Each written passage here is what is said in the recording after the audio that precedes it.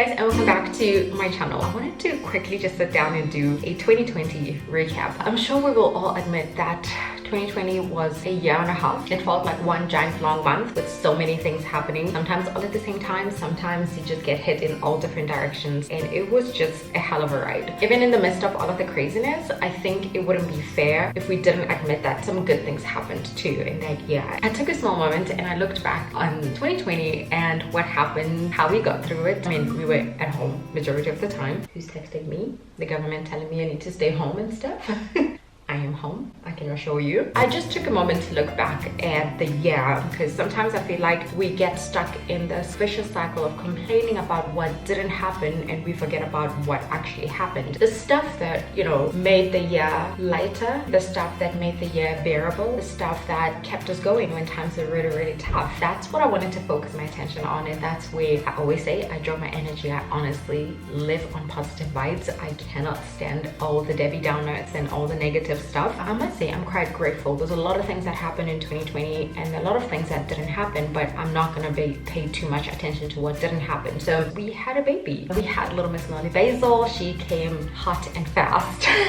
And as crazy as everything was during that time when she was born, I couldn't be more grateful that she was born when she was born. I couldn't imagine having her in the middle of a pandemic, in the middle of lockdown. It would have been so much more stressful, and yes, it sucked so hard to have her in the NICU for a whole month, but at the same time I look back and I'm like, I'm so glad everything worked out the way it did, because I don't know how I would have handled giving birth without Dizzy being there. Just that moment of almost going to the theater without him was just so much more stressful that I cannot imagine how I was gonna go through it with a full-term baby during a pandemic. And thankfully a nurse rescued us and offered to take care of Kayla and Peanuts at the time before my friend arrived. It's been a ride. She is a whole adventure, this girl. I cannot believe she's turning 1 here in about 5 or 6 weeks. That for me is the biggest highlight. We had a baby. We were able to be at home with her the whole entire time. As soon as she came back from the hospital, Kayla and Peanut got to be with her, got to meet her, got to grow that relationship with her, and we were able to just soak her in as hard as we can, especially because we missed out on that first month while she was in the NICU. We also started planning our wedding, our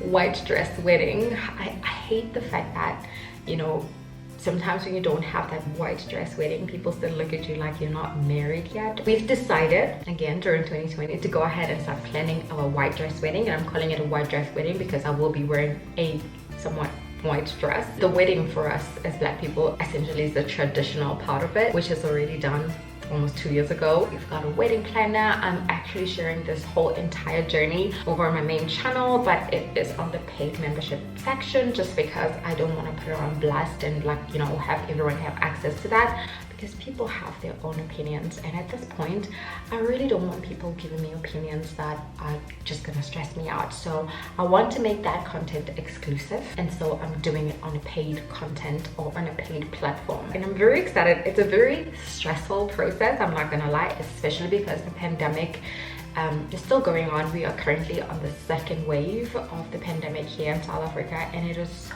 stupidly stressful, but we are having our wedding regardless, whether it is on our original date, whether it is at a later date, whether it is for 4 people, whether it is for 50 people, 100 people, we're having our wedding. The other thing that really was a highlight for me for 2020 is that I created this channel. For a long time I've always been back and forth about how I want to start sharing my life as me, you know, Olerato, the me before I'm the mom. I was telling Dizzy the other day that the reason why I wouldn't want to drive a minivan is because when people look at you come out of a minivan, they see the mom. You know, you come out there and they're like, oh, she's a mom, that's for sure. And I don't want that. I don't want people to look at me and see a mom. I want people to look at me and see Olerato, who happens to have 3 kids. I was me before I had kids, and I still want to be me with kids. And I couldn't figure out for a long time how I wanted to share the journey. Coming up with this channel, creating this channel, I think it was a few days after my birthday or just before my birthday back in 2020. I just took that step and I'm like, I'm gonna do it. I have no idea how I'm gonna do it. I don't know yet what kind of content I want to share here, but I know I want it to be about me as an individual, you know, me before I'm a mom, or me in mommy, you know, the me that I get to go back to when my kids are in bed, when my kids are in school. Like right now, everybody's at school and I'm left with just me. That's the content that I want to share on this channel. It's another highlight for me in 2020 because I took that step. I bought a car. I haven't said anything to anyone. Have I? I haven't said anything about this on my main channel at all. I mean, I've vlogged myself in that car with my family, but I haven't said anything. I did buy a car, and for the most part, I used cash. I did have to finance a little bit, a small portion of that purchase, and it's very, very exciting. For so many years, I think since we moved from the house that was our house, we bought a house, me and Dizzy, but then we had to move out of that house because we had a car accident and we didn't have a car. We moved into a little apartment, not an apartment, it was like a little duplex kind of setup, townhousey thing back in 2014. And I think for every year since then, I've always just said I'm gonna buy a car as part of my resolutions, but I never did because I strongly believe that I was just never ready and I just didn't feel the need to buy a car. It was just one of those things I wanted to do because everybody was doing it. I wanted to tick that checkbox to say, yes, I have a car too. I'm part of the circle. Every single year I would say I'm buying a car and I'm gonna do it. And the year would come and go and I wouldn't do it, you know? And here I am in 2020 in the middle of the pandemic. I bought a car. It's an Audi Q7. It's perfect for us as a family. I'm so happy with that purchase. I'm really, really happy. Again, like I said, the reason why I didn't buy a minivan, even though I really wanted to get a Mercedes V250 because it looks so stupidly amazing, I still don't want to be associated with a minivan like you're a mom when I come out of it. And it really doesn't make sense for me to be driving that car to go buy bread from Checkers. Like I would rather be rolling in a Q7 to go buy bread than to be rolling in a V250 to go buy bread.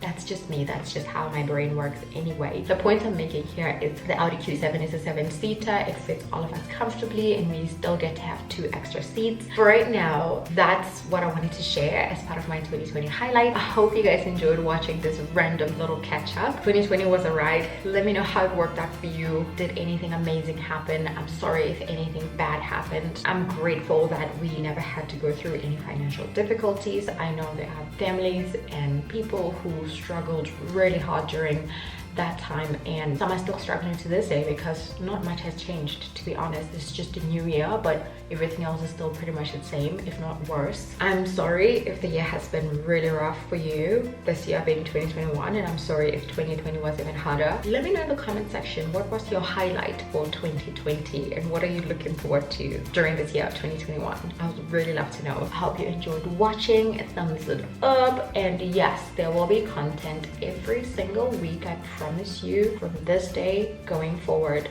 Every single Saturday at 9 p.m. sharp, there will be a video on this channel. For right now, that's it, and I'll catch you guys on our next video. Bye!